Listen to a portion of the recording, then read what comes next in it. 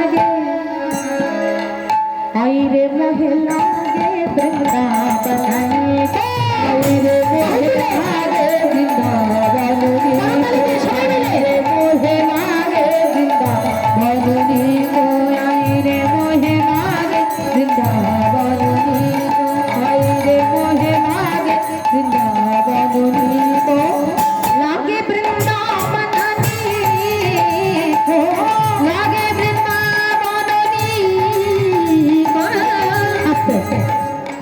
একটু আগে দেখলাম মায়েরা কি সুন্দর নাচছে এখানে বাহু তুলে। আমি ভাবলাম যে বাবা আজকে বোধহয় একটু আনন্দ পাবো, কিন্তু এখন তো দেখছি না। ব্যাপারটা কি বলুন তো? আমার সঙ্গে এত হিংসামি করছেন কেন আপনারা? বাহু তুলে সবাই মিলে বলুন, কোনটা দিবে? হাত দুটো তুলুন। लागे वृंदावन लागे वृंदावन लागे वृंदावन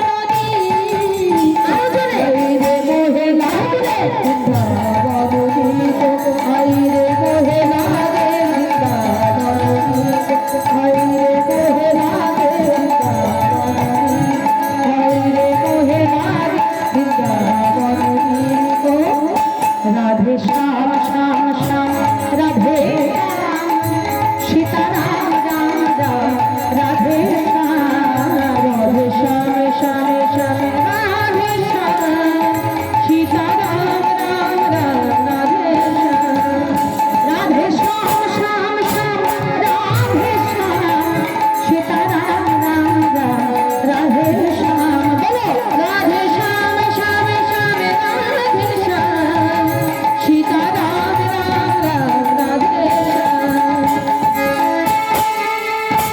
जोरे जोरे बाहु तुले करताली दिए।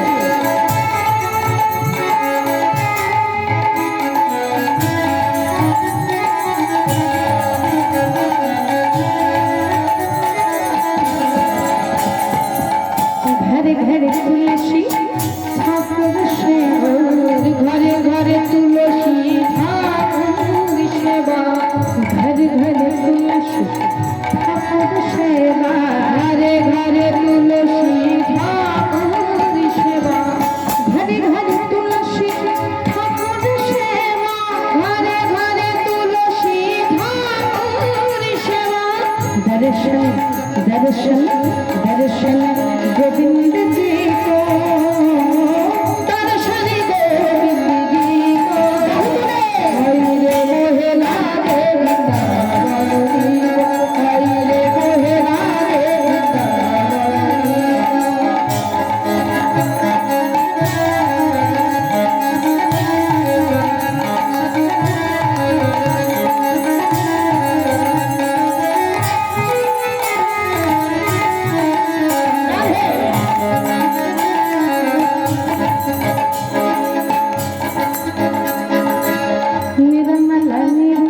बहत जमुना को निरमालिनीर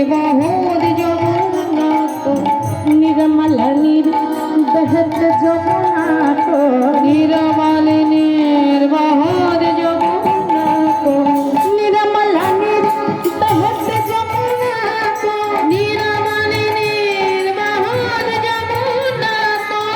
निरमालिनीर बहत जमुना को निरमालिनीर बहत जमुना को भोजन भोजन भोजन दूध गाही को भजन दूध गाही को राधे रे मोहे लागे वृंदावन आई रे मोहे लागे वृंदावन को श्याम श्याम श्याम राधे श्याम सीताराम राम राम राधे श्याम श्याम श्याम राधे श्याम सीताराम राम राम राधे श्याम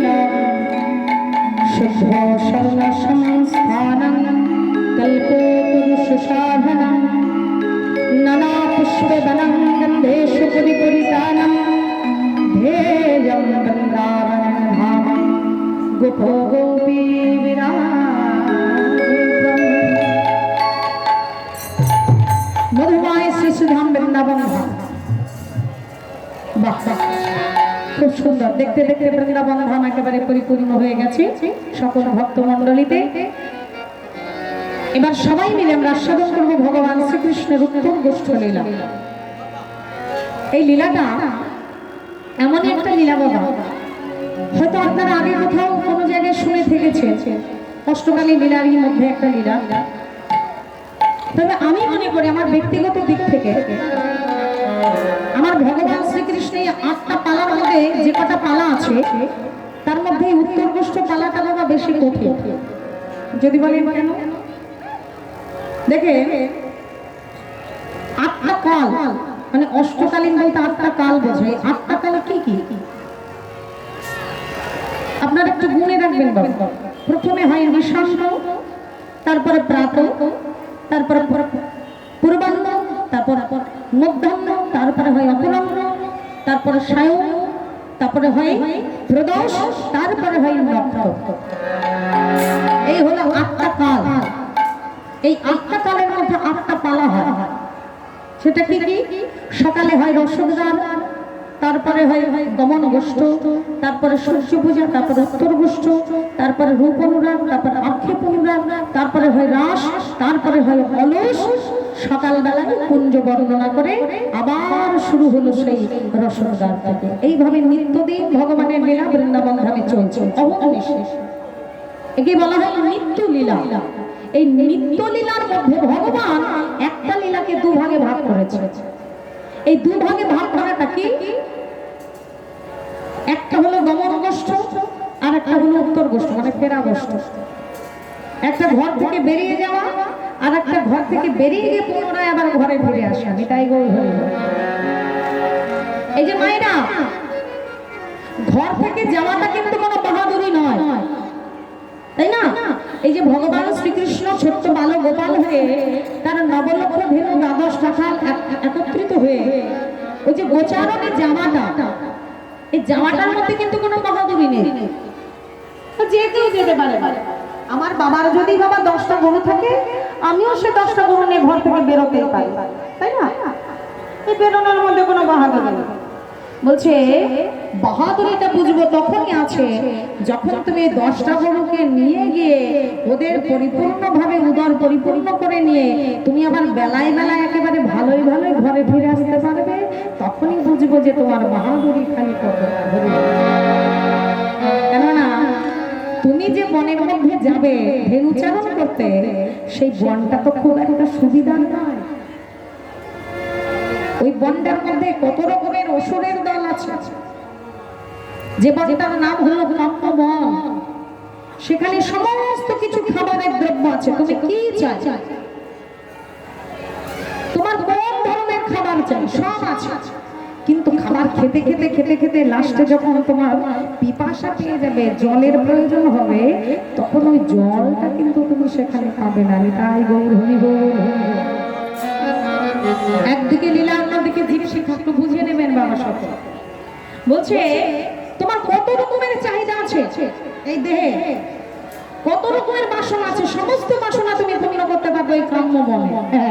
কিন্তু খেতে খেতে যখন তুমি নিজেই হাঁপিয়ে যাবে, তোমার বাসনা পূর্ণ করতে করতে বাসনার পেছনে দৌড়াতে দৌড়াতে যখন তুমি নিজেই হাঁপিয়ে যাবে, তখন ওই পিপাসা নিবৃত্তি করবার মতন এক বিন্দু পানীয় জল তুমি কোথাও খুঁজে পাবে না।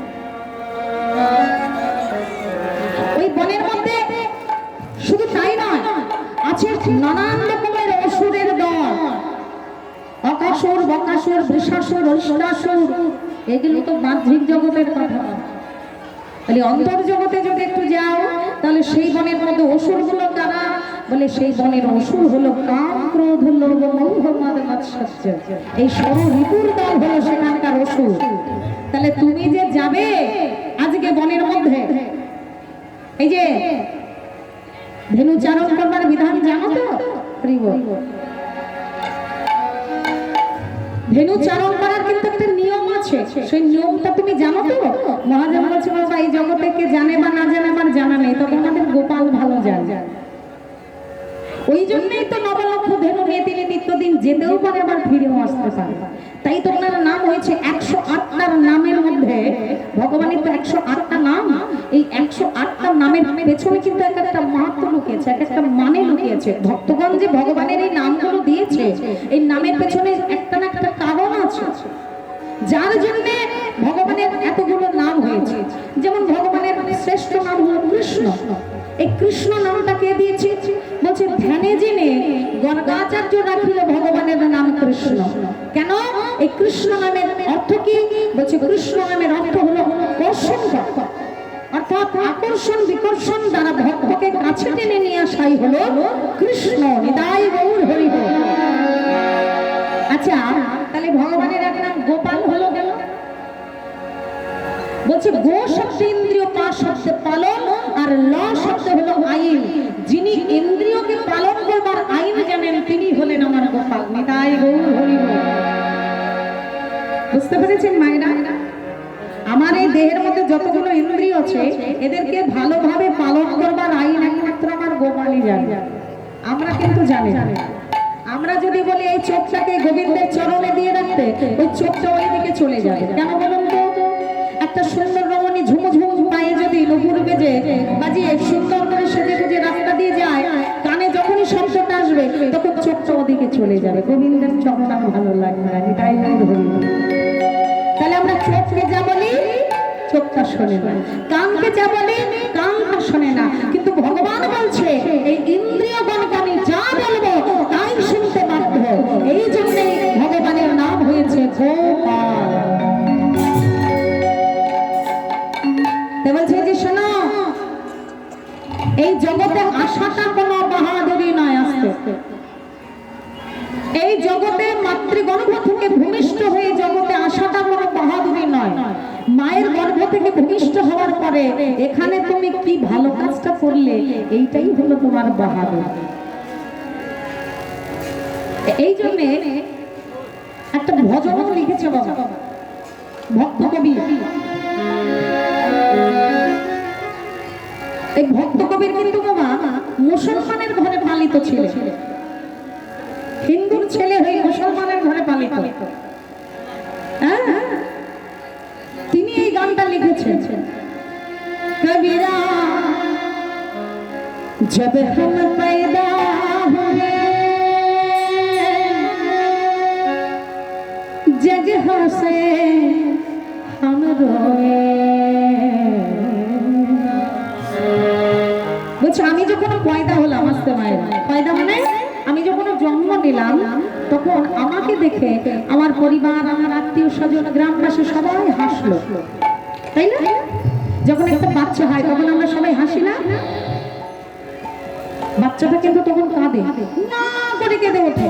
আর যতক্ষণ না কাঁদে কারণ মুখে কিন্তু হাসি ফোটে না, সবাই মুখ গোমরা করে শিশুটার দিকে তাকিয়ে থাকে, কখন বাচ্চাটা কাঁদবে, কখন কাঁদবে। বাচ্চাটা হলো বটে কিন্তু কাঁদছে না, হায় হায় হায় মরা বাচ্চা হলো না তো।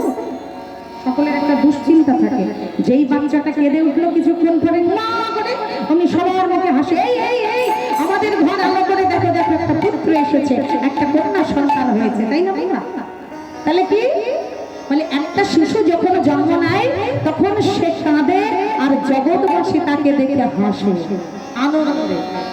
বলছে দেখো এটাই শেষ কথা নয়, ওই জন্ম নেওয়াটাই শেষ কথা নয়। ওই জন্ম নেওয়ার পরে তোমাকে এমন কিছু কর্ম করে রেখে যেতে হবে জীব জগতের জন্য, যার কারণে এই জীব জগৎ কাঁদবে তোমার জন্য, তুমি হাসতে হাসতে চলে যাবে। তাই গৌর হরি বল হরি বল। যেমন দেখো দুটো উপমা না দিয়ে পাচ্ছি না। স্বামী বিবেকানন্দ ঠাকুর রামকৃষ্ণ পরমহংসদেব আজও পর্যন্ত বাবা জীবের মধ্যে বেঁচে আছে।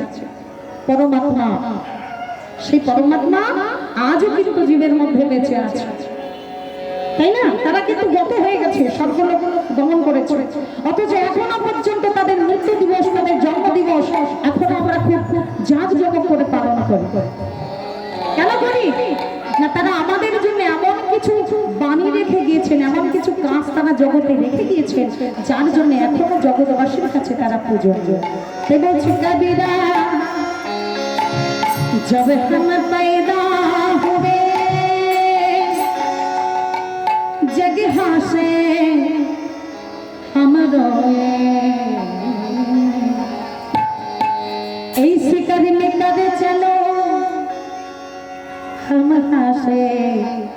जगरो छजरिया हरे छजरिया कोई छजरिया हरे छजरिया कोई छजरिया झीली रे झीली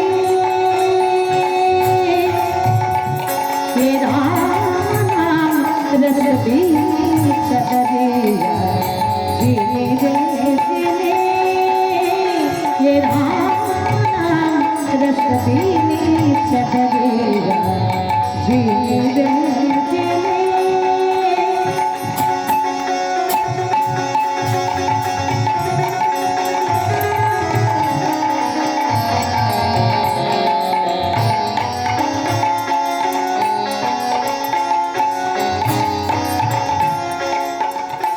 এই মানব দেহটা এই দেহটা একটা চাদর দিয়ে তৈরি। কথাগুলো প্রত্যেকটা কথার মধ্যে তার বাণীর মধ্যে কিন্তু তত্ত্ব লুকিয়ে আছে। আমাদের এই যে দেহটা আমরা পেয়েছি, দেহটা একটা চাদরের সমতুল্য, একটা বসনের সমতুল্য। গীতার পাতায় ভগবান শ্রীকৃষ্ণ কি বলছে? বশং সৃজিন্নানি যথা বিহাই নবানি গৃহং নাতি নরহ পরানি তথা শরীরানি বিহাই জিন্না নন্নানি সংজাতি নবানি। অর্থাৎ এই মানব দেহটা একটা ছিন্ন বস্ত্রের মতন। এই বস্ত্রটা অনেকদিন ধরে পরিধান করতে করতে করতে করতে যখন বস্ত্রটা ছিঁড়ে যায়, এটা নষ্ট হয়ে যায়, তখন এটাকে ফেলে দিতে হয়, আবার নতুন করে আরেকটা বস্ত্র পরিধান, তাই তো? তাহলে এই বস্ত্রটা তৈরি করতে ঠিক কতদিন লেগেছে? আর এটা কি দিয়ে তৈরি? বলছে রাম নাম কৃষ্ণ নামের সুতো দিয়ে এই মানব দেহটা তৈরি হয়েছে। এটাই গৌর হরি বল হরি বল। 8 ঘরে 4 কৃষ্ণ 4 নাম, এই 16 নাম 32 অক্ষর দিয়ে মানব দেহটা তোমার নির্মাণ করা। তা এই যে সুতোটা লেগেছে, সুতোটা ঘোরাতে তাঁতির বাড়ি তাঁত বলতে দেখেছেন আপনারা মায়েরা? আগে কিন্তু তাঁতের সুতোটা ঘোরানো হয় চরকা। ওই চরকাটা দেখবেন অষ্টপদ্ম দিয়ে, মানে অষ্টকমল দিয়ে তৈরি করা। তা সুতোটা ঘোরাতে মানব দেহে বুনতে যতটা সময় লাগে, মানে যে সুতোটা লাগে সেই সুতোটা ঠিক ঘোরাতে কত দিন সময় লাগে? মহাজন বলছে 5 মাস। 5 মাস ধরে মানব দেহ সুতোটা শুধু বোনা হলো, শুধু পাতানো হলো। যখন সুতোটা পাতানো হয়ে গেল, দেখবেন 5 মাস সময় হয়ে গেলে মাতৃগর্ভে শিশুর মধ্যে তখন পঞ্চ প্রাণ দান করা হয়। ব্যান প্রাণ সমান দান করা হয়, 5টা প্রাণ তার মধ্যে দান করে দেওয়া হয়। তাহলে এই মানব দেহরূপী চাদরটা পুরোপুরি ভাবে গড়তে তৈরি করতে ঠিক কতদিন সময় লাগে? মহাজন এখানে কলম দিচ্ছে, দেখে কমল কা চরিত্র বানায়া 5 तक की तूने छजरिया 5 तक की तूने अष्टकमल का चरित्र बनाया 5 तक की तूने छजरिया 5 तक की तूने 9-10 मास बुनन के आगे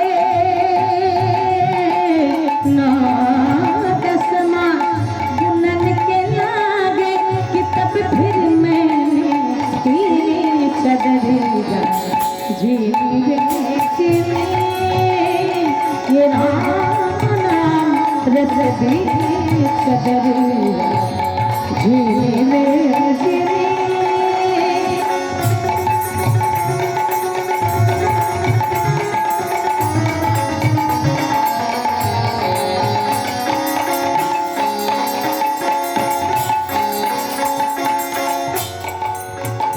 চাদরটা যখন বোনা হয়ে গেল, বোনানোর পরে দেখা গেল একেবারেই সাদা মাথা। একটা শিশু যখন জন্ম নেয় একেবারেই সাদা মাথা, তাই না? তার মধ্যে অতটা রং চঞ্চ থাকে না, অত ভালো ঠিক দেখায়। তা বলে ওই চাদরটা যদি লংজিভিটি বাড়াতে হয়, মানে ওর টাইমটা যদি বাড়াতে হয়, আর ওকে যদি একটু সুন্দর দেখাতে হয়, তাহলে কি করতে হবে? বলে ধোবার বাড়ি পাঠিয়ে দাও।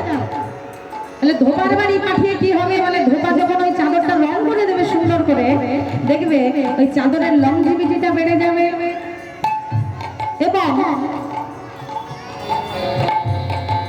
ওই চাদরটা দেখতেও সুন্দর লাগবে। নিতাই গৌর হরি বল আসতে বলে একটা এই যে আমার মা সাদা একটা চাদর গায়ে দিচ্ছে, এই চাদরটা কদিন গায়ে দেবে? 5 থেকে 10 দিন, খুব যত্ন সহকারে পড়লেও। যখনই উনি 10 দিনের বেশি পড়তে যাবে তখনই কিন্তু চাদরটা আর পড়তে পারবে না। কেন? কেন? নোংরা হয়ে যায়। তো বলছে মানব দেহটা যখন তৈরি হয়ে আসে তখন তো একেবারেই সাদামাটা থাকে, তাই দেহটাকে সুন্দর করে রঙিন করে যদি দেওয়া যায় তাহলে এর লংজিভিটিটা বেড়ে যাবে, দেখতে সুন্দর লাগবে, এটা বেশি দিন পড়তেও পারবো, তাই না? তাহলে রংটা কিভাবে হবে? বলছে গুরুদেব যখন তোমাকে পাবে তখন তোমাকে রং করবে কেমন করে? লালাটায় কেশবায় নমঃ, কণ্ঠে শ্রী গোবিন্দায় নমঃ। এই যে এক এক করে দাদর সঙ্গে তিলক সেবা করে দেওয়া, কণ্ঠে তুলসী দিয়ে দেওয়া, বদনে কৃষ্ণ নাম দিয়ে দেওয়া, এই যে দেহটাকে সুন্দর করে সাজিয়ে দিলেন গুরুদেব, অর্থাৎ ধোপা যিনি কেচে ধুয়ে পরিষ্কার করে আমাদের এই দেহটাকে সুন্দর করে রাঙিয়ে দিল গোবিন্দ সেবার জন্য। নিতাই গৌর হরি বল, হরি বল। जब मेरे चादर बने घर आजा, रंग मुझको दे चादरिया, रंग मुझको दे। जब मेरे चादर बने घर आया, ये रंग मुझको दे चादरिया, रंग मुझको दे। ऐसे रंग रंगा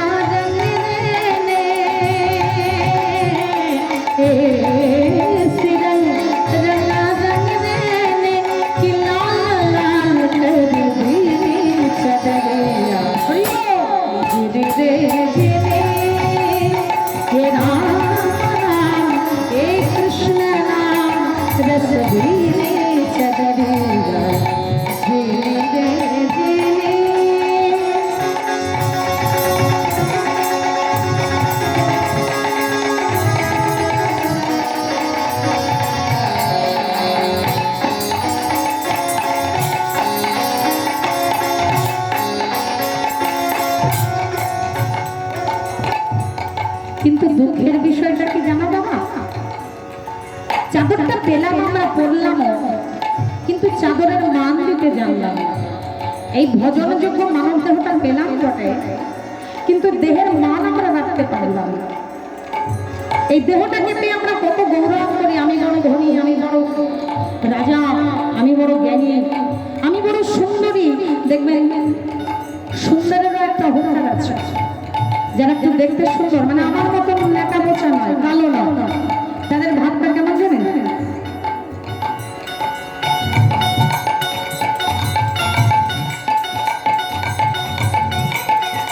এরকম একটা ভাব থাকে। তো বলছে মানব দেহটাকে একটু সুন্দর হয়েছে বলে কত গৌরব করো, মানে তোমার পাশ দিয়ে যেন কেউ হেঁটে গেলে আগুন ধরে যাবে। হ্যাঁ, এত গৌরব কিসে? দুদিনের জন্য দেহ পেয়েছো, এই 2 টাকার চাদর কিনে 2 টাকার দুদিনের জন্য পরে এত অহংকার কিসে? বলে চাদরের মান দিতে জানো। এই মানটা দিতে জেনেছে কে? বলে মানটা দিতে জেনেছে ধ্রুব, প্রহ্লাদ। এই চাদরের মানটা দিতে জেনেছে সুদামা। এরা জানে মানব দেহটাকে কিভাবে ব্যবহার করতে হবে। চাদরে ये 2 दिन में चादरिया, 2 दिन में चादर जोड़े मत करियो, ये 2 दिन में चादरिया, 2 दिन में मूर्ख लोग ये भेद नहीं जाने,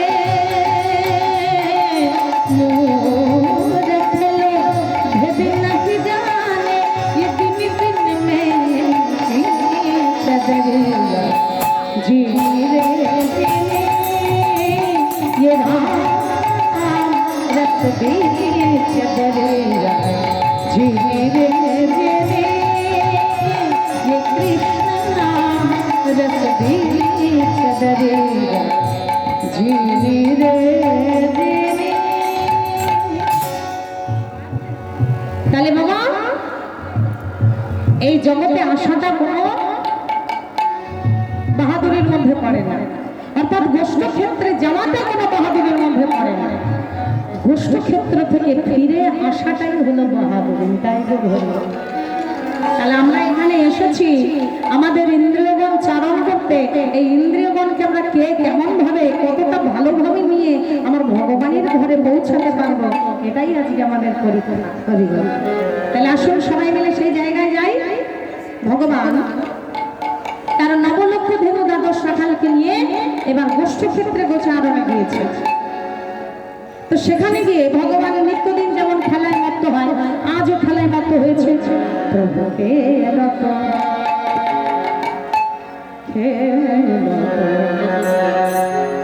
খেলত নব ধন আমার ধন খেলত নব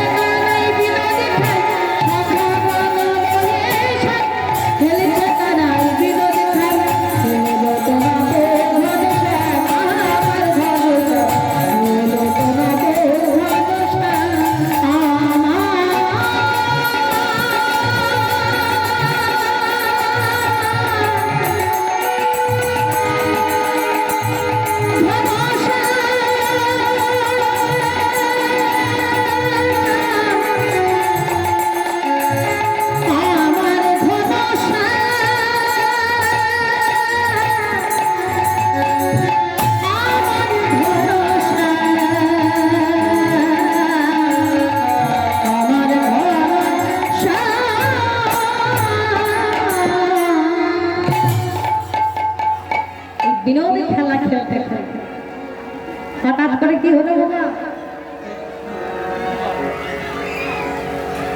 হঠাৎ করে দেখা গেল পশ্চিম গগনে আর বেলা বেশি নাই। এখন কি হবে? শ্রীরাম সঙ্গে বলাই দাদাকে ডেকে বলছে, দাদা ও দাদা। বলাই দাদার আর একটা নাম আছে, আমি যে পদটা গাইব ওই পদের মধ্যে সে নামটা শুনতে পাবো। এবার বলাই দাদাকে ডেকে বলছে, ও শোনো দাদা, হলো ধরো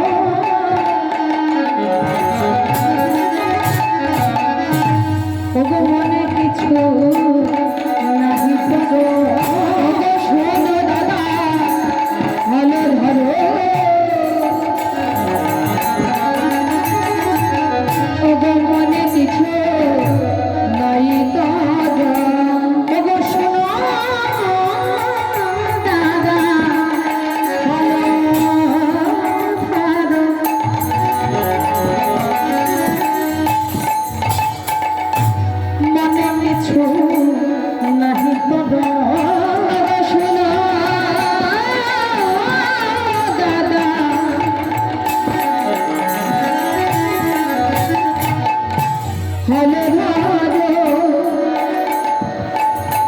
মনে কিছু নাই তো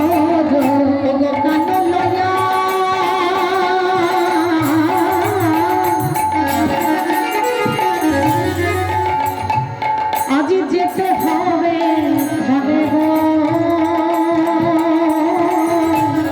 কেন লইয়া যেতে হবে হবে কেন লইয়া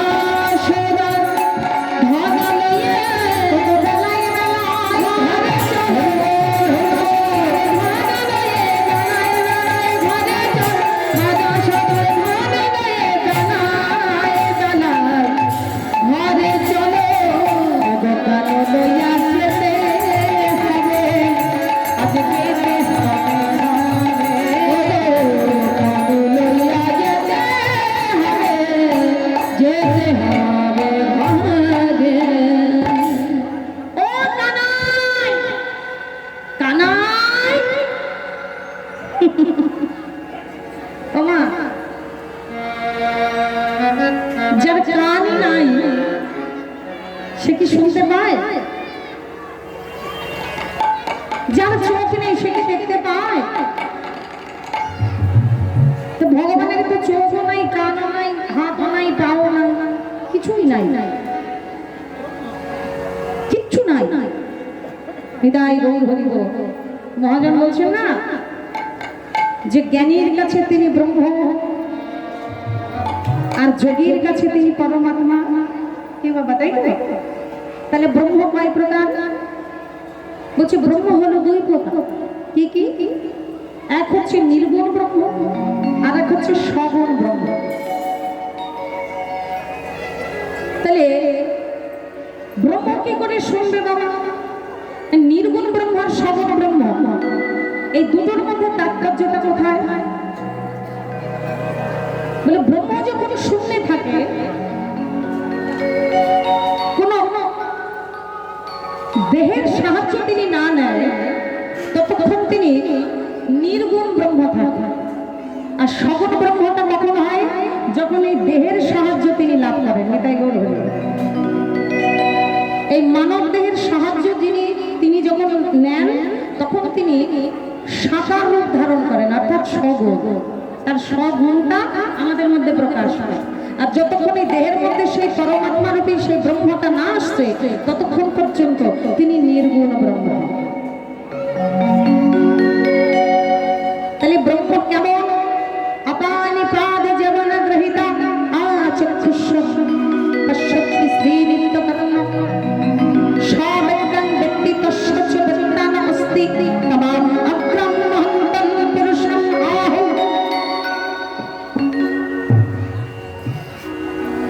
উপনিষদে কি বলছে? বলছে অপানি পাদ জীবন গ্রহীতা। ব্রহ্মটা কেমন লাগবে? এই যে আমরা ব্রহ্ম নিয়ে এত বিচার আচার করি, ব্রহ্মটা কেমন? বলছে অপানি পাদ জীবন গ্রহীতা, মানে অপানি, পানি কথার অর্থ হলো হাত, যার হাত নেই। অপানি পাদ, পাদ মানে হলো পা, যার পাও নেই, যার হাত নেই অথচ তিনি কর্ম করতে পারেন, তার পা নেই অথচ তিনি জীবন গ্রহীতা মানে দ্রুত চলতে পারেন। জীবন কথার অর্থ হলো দ্রুত চলা। তো বলছে হাত নেই তিনি কর্ম করতে পারেন, পা নেই তিনি দ্রুত চলতে পারেন, ছুটতে পারেন। অচক্ষুষ্য পশ্যতি শ্রী নিত্যকর্ম, তার চোখ নেই তিনি দেখতে পান, তার কর্ণ নেই তিনি শুনতে পান। ব্রহ্মটা হচ্ছে বোমাই এমন একটা বস্তু। তাহলে ভগবানের চোখ নেই, কান নেই, হাত নেই, পা নেই, তাহলে কি করে ডাকে সাড়া দেবে? এদিক থেকে বলাই দাদা তো ডাকছে ও কানাই। ভগবত যার নাম দিয়েছে কানাই, যার কানাই। কা মানে কি বাবা? কা মানে হলো দেহ, কা মানে শরীর। বলছে যার কা নাই, দেহ নাই, যিনি অপ্রাকৃত বস্তু, তিনি কি করে সাড়া দেবেন? কিন্তু এখানে লীলা ক্ষেত্রে আমরা দেখতে পেলাম যে ভগবান তো নররূপ আশ্রয় করে এসেছেন। মা যশোদার কোলে একটা সামান্য ছোট্ট মানুষ গোপাল হয়ে এসেছেন, তাই না? তাই আমরা সেই গোপালকে মানুষ রূপে পাচ্ছি, ভগবান রূপে নয়। তাই গোপাল আজকে সারা দেব চৌদামা ডাকছো কেন, কি হয়েছে? বলে দেখতে পেয়েছিস ওদিকে পশ্চিম গগনের বেলা বেশি নেই, অন্ধকার নেমে এসেছে, আমাদের ঘরে ফিরতে হবে, যে শিক্ষির ঘরে চল। নইলে যে মা যশোদা বড্ড রাগ করবে রে, আমাদের হয়তো আজকে ডানটাতে পিটবে, চল চল ঘরে চল। তখন কানাই বলছে শ্রীরামকে, তাই তো, সত্যি তো, বড় বেলা চলে গেছে, খেলতে খেলতে দেখেছো? হ্যাঁ, এই মানব জাতির অবস্থাটাও ঠিক তেমন। আমাদের এই কাম কামনের খেলা খেলতে খেলতে কখন যে আমাদের আয়ু সূর্য অস্ত চলে গেছে, আমাদের সেদিকে আর লক্ষ্য নেই। আমাদের যে ঘরে ফিরতে হবে, কোন ঘর? মায়ের ঘর নয়, জন্মদাতা পিতার ঘর নয়, আমাদের ঘরে ফেরার কথা বলা হচ্ছে এখানে পরম করুণাময় শ্রী গুরুদেবের ঘর। এটাই গৌর হরিব। আজকে শ্রীরামকে ডেকে বলছো, ও শ্রীরাম, শ্রীরাম হরে ফল যাবে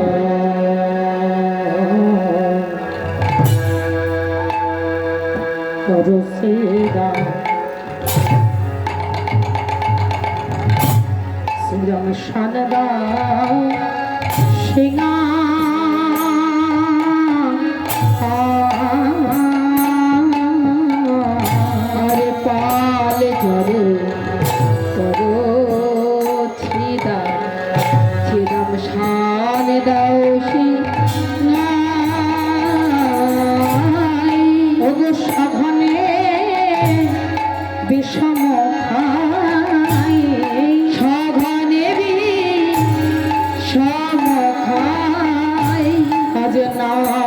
খাবে গো নাম করে মা সভা দেবী সম খায় নাম করে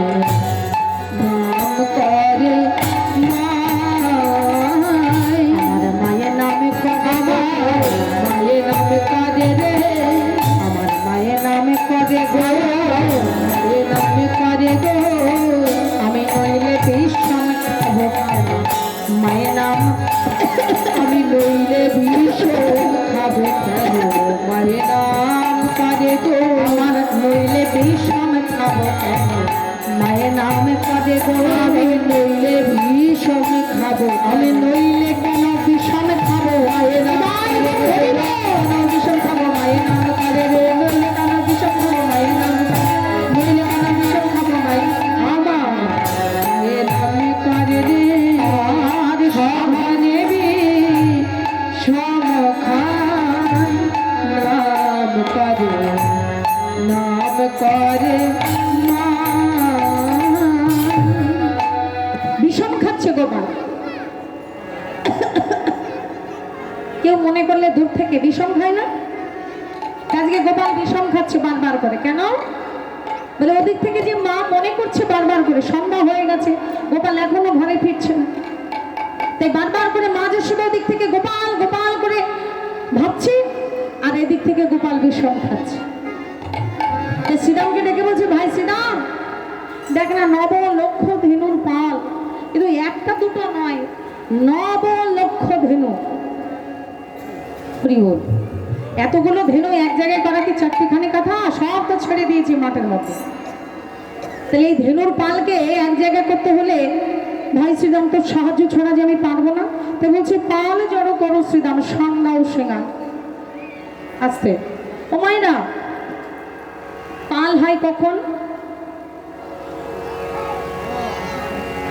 বলছি এক বচন থেকে দ্বিবচন থেকে হয় বহু বচন বলে যখন একটা থাকে তখন এক বচন যখন দুটো হয় তখন দ্বিবচন বলে দুটোর পরে যখন বেশি হয়ে যায় বাড়তি হয়ে যায় তখন সেটা কি বলা বহু বচন ব্যাকরণে পড়েছি না আমরা তাহলে যখন অনেক ভক্ত একত্রিত হয় মানে এখানে ভক্ত দিয়ে বলছি আমি গরু দিয়ে বলছি যেহেতু ওখানে গরুর কথা বলা হচ্ছে ধেনু তাহলে অনেকগুলো ধেনু যদি এক জায়গায় করা হয় তখন সেটা পাল হয়ে যায় বহু বচন তো বলছে শ্রীরাম এতগুলো ধেনু সব এক জায়গায় করতে আমার ঘাম ছুটে যাবে তুই আমায় একটু সাহায্য কর ভাই শ্রীরাম শ্রীরাম বলছে না না কানাই তুমি আর যা বলো ভাই ও কথা আমি বলো বলে কেন কেন ও কথা বলবো না কেন তুই আমার সখা তোকে বলবো না তো কাকে বলবো কানাই তুমি কি ভেবেছো তোমার ওই অতগুলো ধেনু ওরা কি সবগুলো একরকম কোনোটা একটু বেশি গুতায় করিব আবার কোনোটা একটু ভালো ভদ্র ডাক দিলে চলে আসে এই যেমন বাবা এই যে ন্যাড়ামন্ডি গরু একটা আছে আমাদের দলে মাথায় বাবা ওই শিং নেই অথচ গুতায় বেশি হ্যাঁ তো এইরকম গরু যদি বাবা পালে দু একটা থাকে তাই এদের তো বাবা এক জায়গায় করা যাবে না তুমি বলবে বাইরে যেতে ও যাবে ডাইনি ও সবসময় সাইডটা রং সাইড থাকে তার মধ্যে আছে দু একটা আবার কাম ধেনু করিব এই যে এইরকম যদি কাম ধেনু দু একটা থাকে বাবা আমার সম্প্রদায়কে দিয়েই বলি কেননা ও বাইরে গেলে পরে আবার আপনারা রাগও করতে পারেন এই যে কাম ধেনু সারাক্ষণ বাবা ফোন কানে থাকে তা কে জানে বাবা কি করে তাহলে এই কাম ধেনু যদি বাবা এক দু একটা থেকে যায় পালের মধ্যে তা ওইগুলোকে কি করে বাবা তুমি ঘরে আনবে সম্ভব নয় তো বলছে শোনো হে ভগবান তোমার তো 64 বিদ্যা আছে 64টা বিদ্যা তোমার তার মধ্যে চুরি বিদ্যাটা তুমি ভালো জানো চোরের সাথে মিশতে গেলে বাবা চোর হতে হয় তাই তো চোরকে ঘরে আনতে গেলে চোর হতে হয় সাধুকে সম্মান দিতে গেলে নিজেরও সাধু হতে হয় তাহলে আমি যে একটা চোরা ধেনু ঘরে ফেরাবো তাহলে আমারও তো চোর সাজতে হবে আমি বাবু পারবো না তুমি চুরি বিদ্যাটা জানো ভালো তাই তুমি তোমার চোরা ধেনুকে ঘরে আনো কেননা তোমার ধেনু যে কথা শোনে না এক খন্ড খেতে খেতে অন্য খন্ডে চলে যেতে ভালোবাসে হরি বল খন্দে ছেড়ে দিয়েছো, সেই ঘাসটা খাচ্ছিল, খেতে খেতে বাবা আমার মুখ ঝামটা ভাল লাগছে না।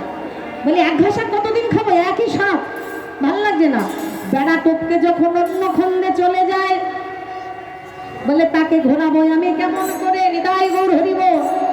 বলে তাকে ঘোরানোর অধিকার বা ক্ষমতা একমাত্র তোমারই আছে, হৃদয় গৌর হরিব। বুঝতে পারছো মাইনা? জয় রাধে। তাই বলে তোমার কাছে তো বেনু রয়েছে, ওই বেনুটা একবার বাদন করো, দেখবে তোমার ধেনুগণ সব এক জায়গায় ছুটতে ছুটতে চলে আসবে। তাই ভগবান কি করলেন, চাঁদমুখে দিয়া বেনু, চাঁদমুখে দিয়া বেনু, চাঁদমুখে দিয়া বেনু, চাঁদমুখে দিয়া বেনু, নামে লইয়া সব ধেনু, চাঁদমুখে দিয়া বেনু, নাম লইয়া সব ধেনু, ডাকিতে লাগিল উচ্চ স্বরে, আহা বলিরে ডাকিতে, আহা বলিরে ডাকিতে, আহা বলিরে ডাকিতে, আহা বলিরে ডাকিতে, আহা বলিরে ডাকিতে, আগিল উচ্চ স্বরে। চাঁদ মুখে দিয়া বেনু, নাম লইয়া সবে ধেনু, চাঁদ মুখে দিয়া বেনু, নাম লইয়া সবে ধেনু, আর ডাকিতে লাগিল উচ্চ স্বরে, ডাকিতে লাগিল উচ্চ স্বরে, শুনিয়া কানুর বেনু ঊর্ধ্ব মুখে ধাই ধেনু, শুনিয়া কানুর বেনু ঊর্ধ্ব মুখে ধাই ধেনু, শুনিয়া কানুর বেনু ঊর্ধ্ব মুখে ধাই ধেনু। এবার পুচ্ছ ফেলি পিঠে রয়ু করে, পুচ্ছ ফেলি পিঠে রয়ু করে, পুচ্ছ ফেলি পিঠে রয়ু করে, পুচ্ছ ফেলি পিঠে রয়ু করে, পুচ্ছ ফেলি পিঠে রয়ু করে। অনুসর বেনু রব বুঝিয়া রাখলো দয়, অনুসর বেনু রব বুঝিয়া রাখলে সব, আসি আমি নীল নিজ সুখে, আসি আমি নীল নিজ সুখে। যে ভেনু যে মনে ছিল হৃদয় একত্রে হইল, ভেনু যে মনে ছিল হৃদয় একত্রে হইল, ভেনু যে মনে ছিল হৃদয় একত্রে হইল, ভেনু যে মনে ছিল হৃদয় একত্রে হইল। চালাইল গোকুলের মুখে, চালাইল গোকুলের মুখে, চালাইল গোকুলের মুখে। ভগবান শ্রীকৃষ্ণ সবাইকে একত্রিত করে নিয়ে এবার গোকুলের অভিমুখে রওনা দিয়েছে। বাবা যখন যাচ্ছে কেমন ভাবে যাচ্ছে দেখো, শ্বেত কান্তি আগে ভয় বলরাম, ওগো আর শিশু চলে যায় আর শিশু চলে ডাইনে বায়ে, শ্বেত কান্তি অনুমান আগে ভাই বলরাম, আর শিশু চলে ডাইনে বায়ে, আর শিশু চলে ডাইনে বায়ে, শ্বেত কান্তি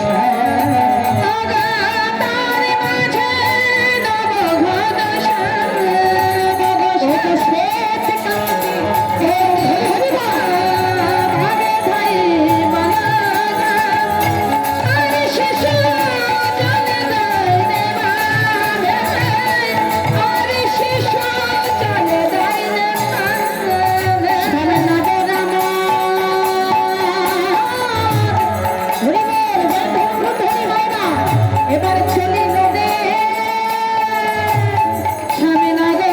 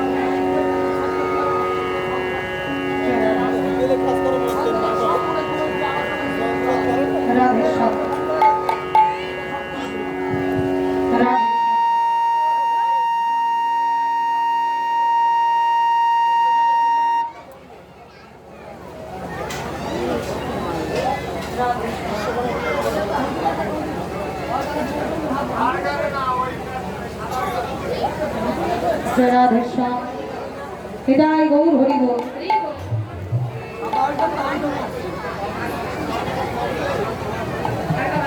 জয় রাধে অর্গানের লাইনটা দাও দাদা এবার সামনাগর কি করলেন সখাবৃন্দ সকলকে সঙ্গে করে নিয়ে ব্রজের ধুলা ওড়াইয়ে এবার রওনা দিয়েছে কোথায় গোকুলে যশোমতী মায়ের ঘরে হরি বল কি মনসায় আগত নন্দ দুলাল মনসায় আগত নন্দ দুলাল কি মনসায় আগত নন্দ দুলাল গোধূলি ধূসর শ্যাম কলে গোধূলি ধূসর শ্যাম কলে গোধূলি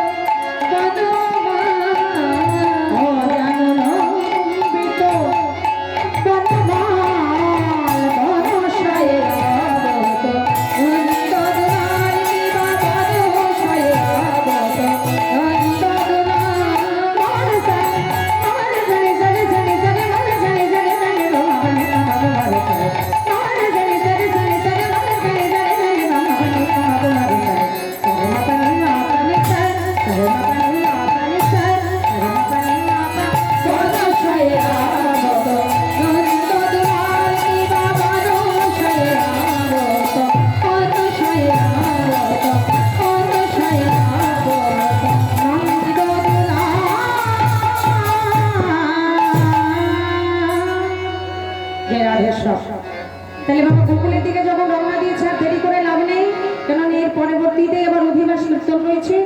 জয় রাধেশ্বর।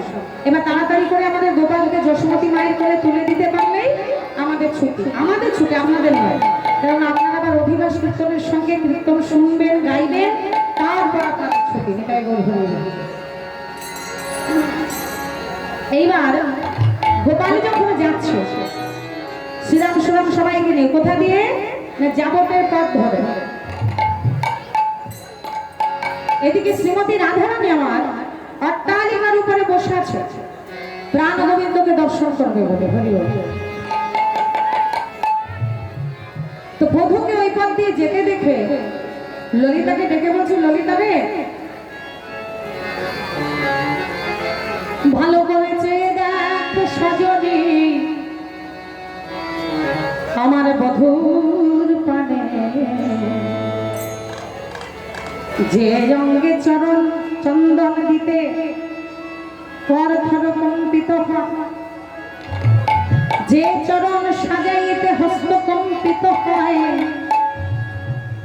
আজ সেই চরণে সেই অঙ্গে লেগেছে ব্রজের কঠিন দোলা। সজনী আমি বাড়ির ঘরে বসত করল, আমার যে ঘর ভালো না, তাই মন চাইলেই বধুর চরণে যে একটু সেবা করবো সেটাও আমার দ্বারাই সম্ভব না। তাই বধুকে মনের আবেগ প্রকাশ করছে, আকার ইঙ্গিতে আসছে। বাড়ির ঘরে থাকে তো মা, ওই জন্য সরাসরি কথা বলতে পারছে না, ডেকে যে প্রাণনাথ তুমি আমার ঘরে একটিবার এসো, বা প্রাণ গোবিন্দ রাধারানীর সাথে মন খুলে কথা বলতে পারছে না, দাদা বলাই রয়েছে সাথে। তাই রাধারানী ইঙ্গিত করে আকার ইঙ্গিতে নয়নে সাড়া দিয়ে গোবিন্দকে ডেকে ডেকে বলছে, বধূ হে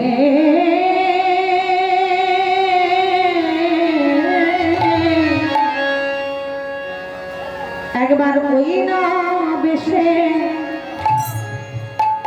আইসো তুমি,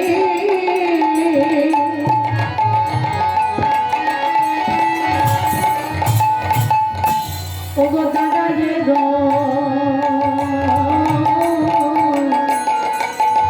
রয়েছে আমি